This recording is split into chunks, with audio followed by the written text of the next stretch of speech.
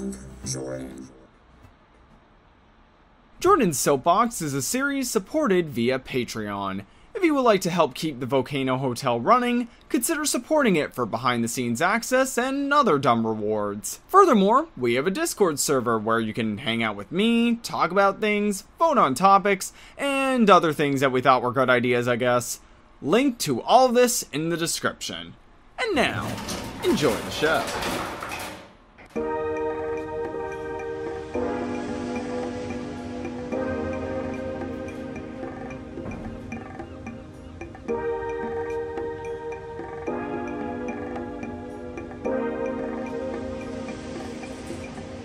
Hello my gummy bears, my name is Jordan, also known as CJ, and welcome back to Jordan's Soapbox, the show that talks about anything that I want to talk about. Today on the show, I have a lot of folks who ask, what's your favorite arc from Archie Sonic? I actually don't have one, but several, such as Iron Dominion, House of Cards, and one that surprises folks the most, Endgame. Spanning issues 47 to 50, it follows Sonic as he faces his final battle against Dr. Robotnik. Sounds pretty cool, right? Well, no, to some folks on the internet. Quote, "The reputation of this story by Penders began to rapidly turn sour, with the plot becoming widely lambasted as an idiot plot, and having few defenders." Hello, I'm one of its defenders, I assume. Nice to meet all of you. Cause I not only think Endgame holds up extraordinarily well, for the most part, but it's one of my favorite arcs in Archie Sonic to me. So let's talk about it. First things first, we need to have some very necessary context to understand the story. Archie Sonic from its debut in 1992 until the 40th or so issue was a comedy-based series, having a tone similar to the Adventures of Sonic the Hedgehog TV series, with characters, settings, and ideas from the Sat-I-Am TV series that was also airing at the same time. As the comics went on, it started to develop a much more serious tone that was more in line with Sat-I-Am. But when the 50th issue of Archie Sonic was approaching, there was a thought that this might be the end of the comic. I mean, it makes sense considering what was happening with Sega and Sonic at the time. Sega had suffered numerous setbacks with the infamous Sega CD and Sega 32X, and now was crashing into a crater with the Sega Saturn. Due to a variety of reasons too long to explain in this video, Sonic didn't even have a mainline title on the Saturn. It's always the Saturn. Well, at least I had a Sonic game too, in fact. I never had a chance to shine because of you. Sorry about that, folks. As I was saying, it and Sega were fading into obscurity in favor of a new rival, one you might all be familiar with. The Sony PlayStation. There was also the fact that Adventures of Sonic the Hedgehog and Sat-I-Am had either been finished or cancelled respectively. Knowing how the clock might be running out, it's said that Endgame was envisioned as the grand finale for this comic. But fate would deal Archie Sonic a different hand, as that obviously wouldn't be the case and the comic would continue for much longer. But I think it still could be viewed as the beginning of that early era of Archie Sonic, and the start of the wildest bunch of stories this comic would ever see. We have to address something though before we continue on, and that's Sonic 50 itself. I do own the original version of the issue. However, from my understanding, I can't find the original source anywhere. It was intended to be a lengthier than usual issue when this was supposed to be the finale. However, when the comic was decided to continue, it had to be cut down to a normal issue, leading to a really unsatisfactory story. Take all of what I just said with a huge grain of salt since I can't find the original source for it. But regardless, a director's cut version of the title was eventually released and has been re-released ever since in collections such as Sonic Archives, and is considered the canon version of the story. So for this video, we'll be using that version of the story for Sonic 50, only making a few comparisons with the original version. Alright, I think that's all the housekeeping out of the way. On with the show. Endgame starts off with what's seemingly a typical battle against the evil Dr. Robotnik, complete with a designated target for the evening. The Freedom Fighters are joined by the Wolf Pack, characters from the Satayam series that made their debut in the issue prior, with that issue serving as a quasi-prelude of sorts to Endgame. The only reason why I'm not covering it here is the awful, awful artwork. Just look at this. Yeah, I ain't covering that. And honestly, it just has little to say other than introducing the concept of a traitor, which is, by the way, obviously Draco Wolf. You could have seen that a mile away, but I'll forgive it. Anyway, amidst all of this, Sally recalls an interesting twist to this tale. King Acorn, the original ruler of the Kingdom of Acorn that Sonic could go fight for, he's back. It's a long, long story on that one. Has miraculously recovered from being a crystal statue and says that Sonic is a traitor. I have to admit, this is one of the moments in the arc that is extremely stupid because people just accept this new status for their king without questioning it. But it does have some justification towards the end and some decent payoff, so I could excuse it. I cannot excuse, however, what happens next, when Sally Acorn falls to her death from a cut rope by not Sonic, more on that in a second, which forces the Freedom Fighters and Wolfpack to retreat. Oh boy!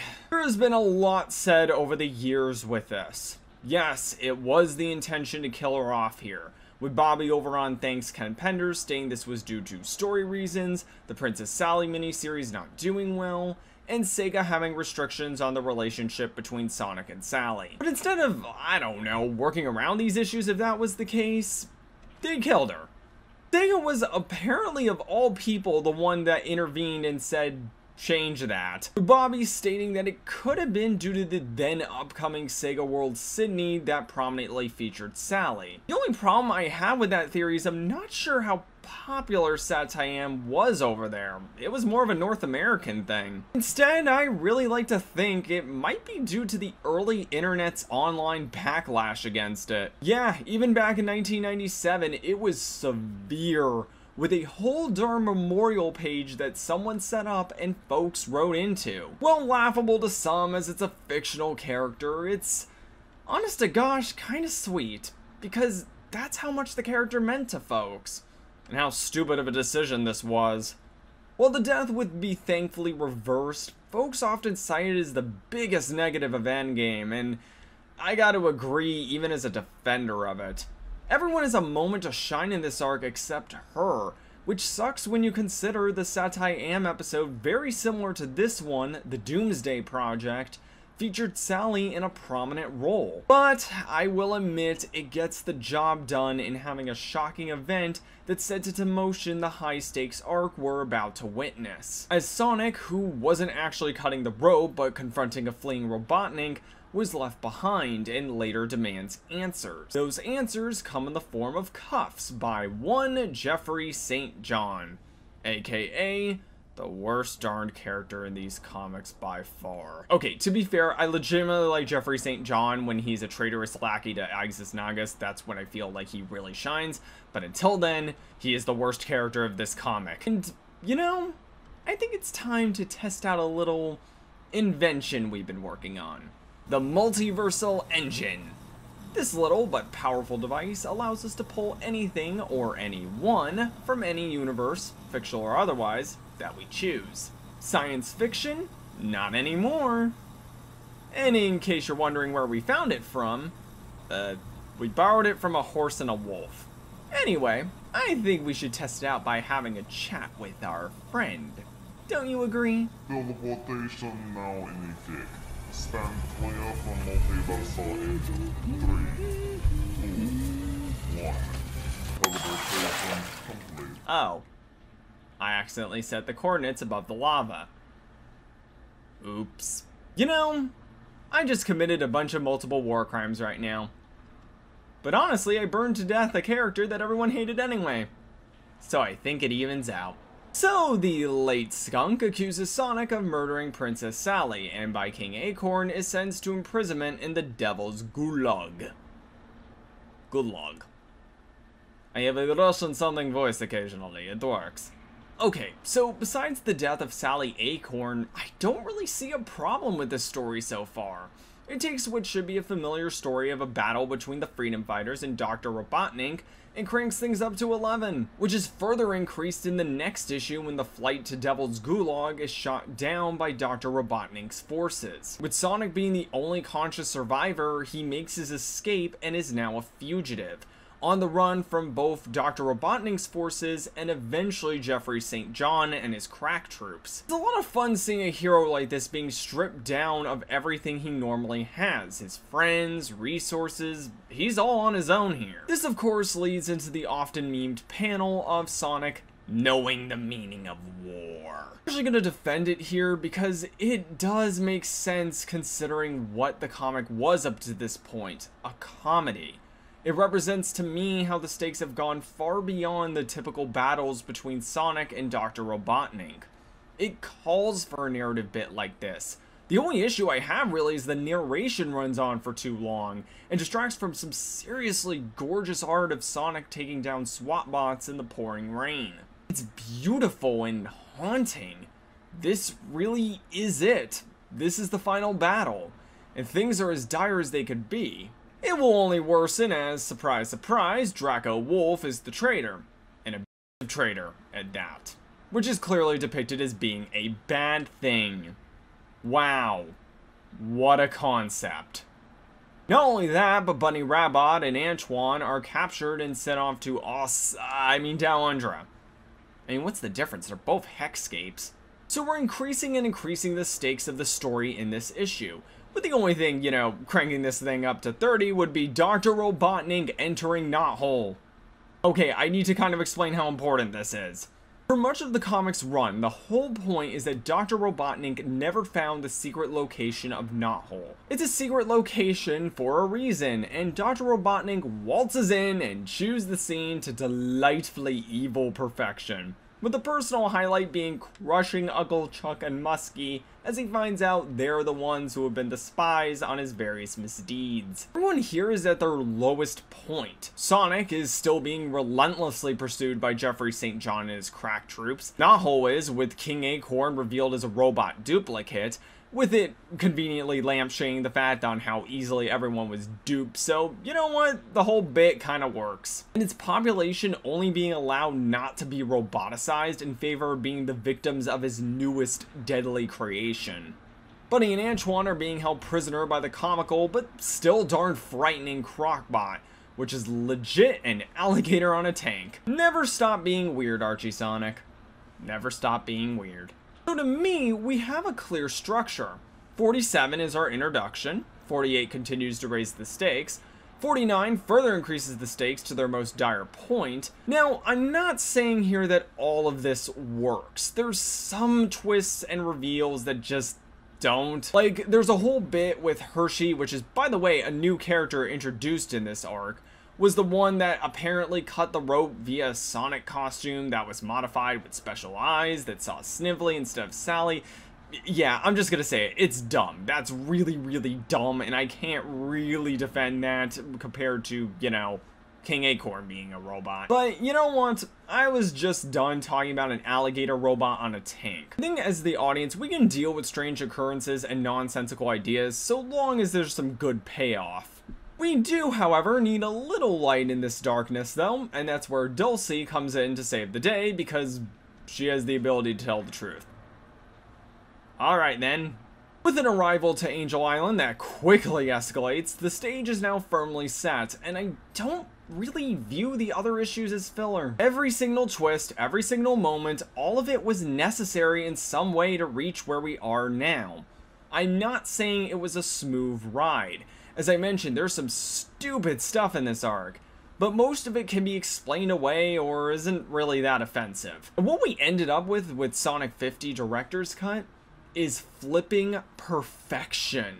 It starts with Dr. Robotnik, in a flashback, running away from his fellow overlanders, humans that were chain-bombed by the Exorda. It's a long darn story. As the result of some scheme gone awry, which is not only illustrated beautifully, but it also fleshes out the sort of person Robotnik is. The behind the at times goofy nature is a monstrous, power-hungry fool who will do anything and everything to seize power, even when shown mercy by the other side.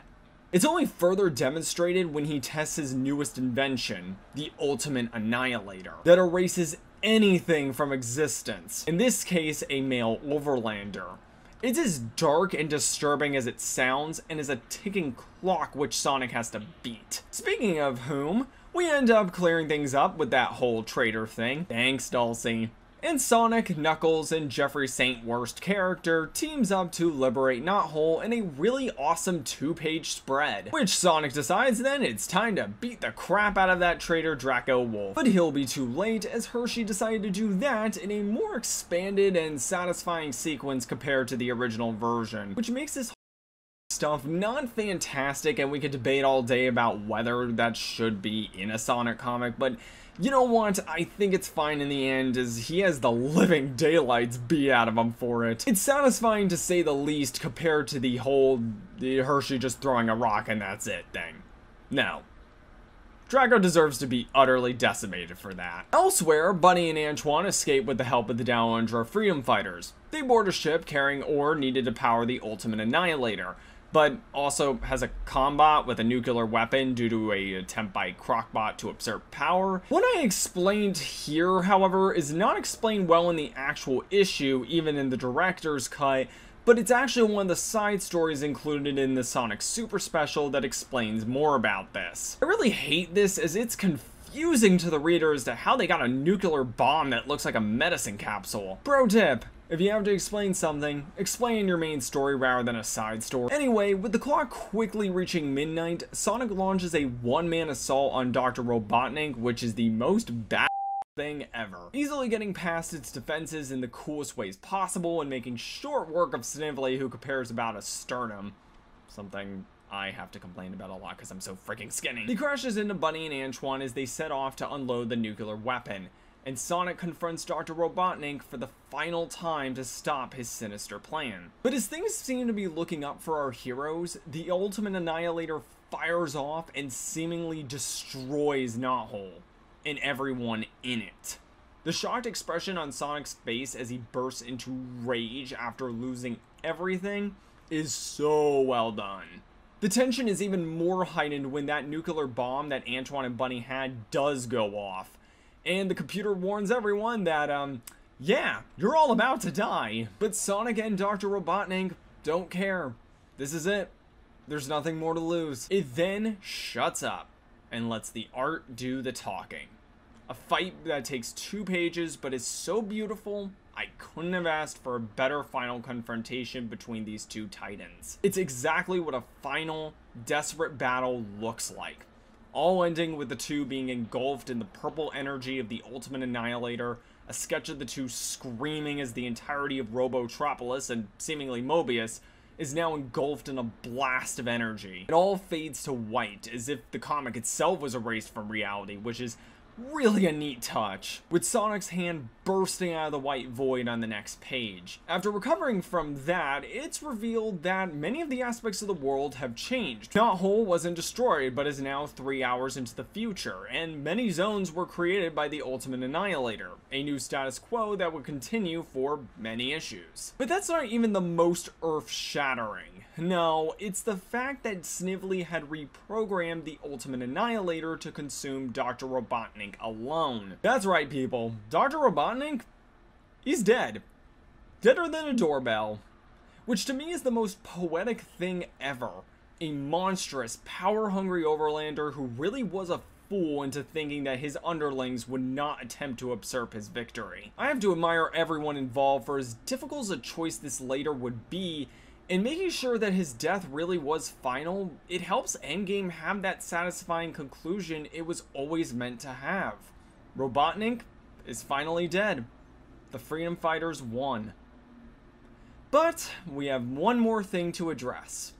Sally. It's revealed that Sally didn't actually die from her fall, but is in a coma. It is Sonic racing up to a capsule, which for the record is so endearing because for all of Sonic's occasional selfishness, that blue blur has a heart of gold. In the original version, it cuts from Sonic kissing Sally to her saying, "What did you say?" to the epilogue page of Sonic saying, "I'm just happy to see you again." It's sweet, I will admit, but, you know, you need a little more oomph. Well, in the director's cut version, it's sandwiched with a kiss. And you know what?